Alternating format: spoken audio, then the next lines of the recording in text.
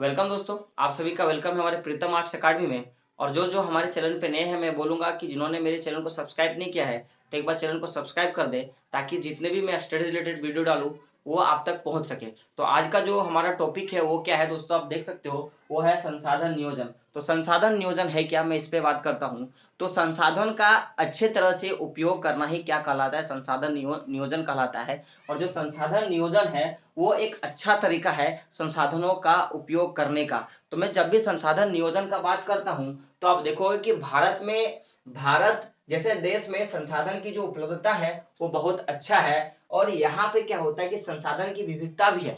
अब देखो, जहां पे ज्यादा कुछ मिलेगा वहां पे तो चेंजेस दिखेगा ही। तो भारत में संसाधन की उपलब्धता बाकी देशों से बहुत अच्छा है। और यहाँ पे संसाधनों की विविधता, यानी कि यहाँ पे अलग अलग किस्म के संसाधन पाए जाते हैं। यहाँ पे किसी एक पार्टिकुलर पर्सन जैसा संसाधन नहीं पाया जाता है। लेकिन यहाँ पे सबसे बड़ी जो प्रॉब्लम होती है कि यहाँ का जो राज्य है, यहाँ का जो प्रदेश है, वहां पे किसी एक प्रकार की संसाधन ही पाई जाती है। विशेष प्रकार दूसरे प्रकार के संसाधनों की यहाँ पे कमी हो जाती है। तो एक प्रकार की जो संसाधन की जो यहाँ पे प्रचुरता है और दूसरा संसाधन की जो कमी है, यहाँ पे सबसे बड़ी फैक्ट इसी बात का है। और इसीलिए संसाधन का नियोजन होता है। आप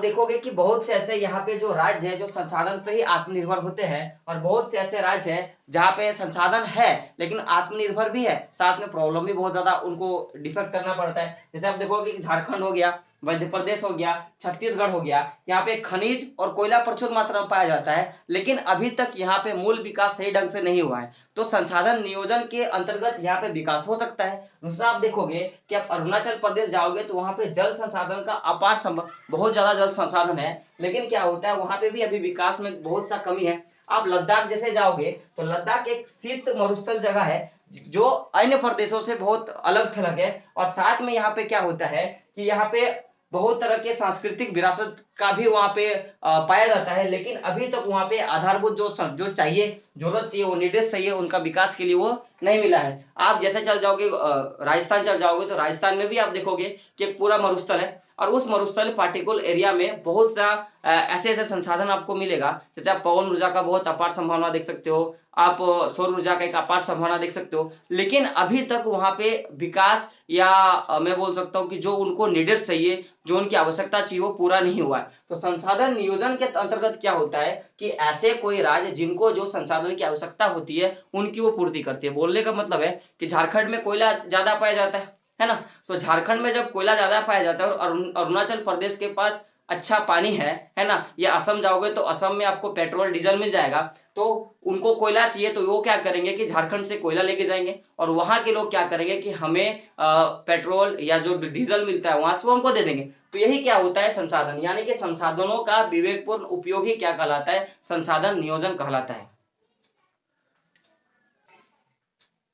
अब मैं बात करता हूँ कि भारत में संसाधन नियोजन। तो भारत में जब संसाधन नियोजन का बात करें तो संसाधन नियोजन एक जटिल प्रक्रिया, यानी कि संसाधनों को ढूंढना और उनका नामांकन करना, मापन करना, ये बहुत एक जटिल प्रक्रिया है। तो आप देखोगे कि देश के विभिन्न प्रदेशों में संसाधन जो है हम लोग का, है ना, संसाधन जो है उसकी पहचान करना, उनकी तालिका बनाना, और साथ में जो क्षेत्रीय सर्वेक्षण करना, मानचित्र बनाना, और संसाधनों की गुणवत्ता और मात्रा का अनुमान लगाना, वह मापन करना, ये एक बहुत जटिल प्रोसेस। आप समझो कि किसी प्रदेश में कोई एक संसाधन है जो एकदम पहाड़ी का एकदम दुर्गम दुर्गम इलाका पे, फिर वहां जाएंगे, सर्वेक्षण करेंगे, पता करेंगे, मात्रा लगेंगे, तो बहुत दिक्कत होगा। तो एक जटिल प्रक्रिया है। साथ में आप देखोगे कि संसाधन का विकास योजना लागू करना, और आप देखोगे कि प्रौद्योगिकी, कौशल, संसाधन नियोजन का ढांचा तैयार करना, ये सब बड़ा जटिल प्रक्रिया है। और संसाधन विकास योजनाओं और राष्ट्रीय विकास योजनाओं में समन्वय स्थापित करना, ठीक है ना। तो यही सब का जो प्रोसेस होता है बहुत इंपॉर्टेंट है।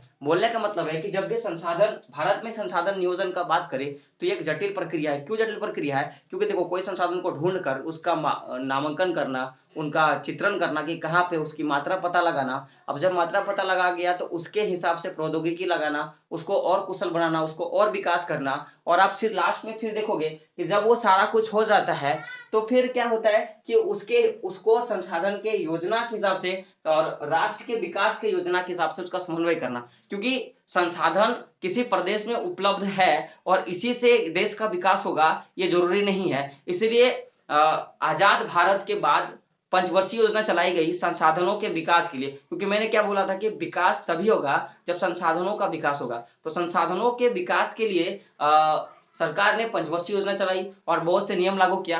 तो आप देखोगे कि खाली संसाधन किसी क्षेत्र में उपलब्ध है तो उस क्षेत्र का विकास संभव नहीं है। जब तक वहां पे संसाधन का नियोजन नहीं होगा तो उस क्षेत्र का विकास नहीं होगा, क्योंकि हम लोगों ने देखा कि झारखंड में कोयला है, खनिज है और बहुत सारी चीजें, लेकिन यहाँ पे मूल रूप से विकास की कमी है, तो यहाँ पे विकास की कमी हो जाती है। तो किसी भी क्षेत्र का अगर विकास करना है तो हमें इंपॉर्टेंट क्या चीज का देना पड़ता है कि उस संसाधन के हिसाब से प्रौद्योगिकी क्या होना चाहिए, उस संसाधन के हिसाब से क्या क्या क्रिया होनी चाहिए, उस पर अगर जोर दिया जाएगा तो देश का विकास होगा। तो यही जो विकास का प्रोसेस कैसे होगा उसी को हम लोग क्या बोलते हैं, संसाधन का नियोजन, यानी कि संसाधनों का सही ढंग से उपयोग करना और विकास करना, यही क्या कहलाता है, संसाधन नियोजन। तो आई होप आज का वीडियो आपको बहुत अच्छा लगा होगा।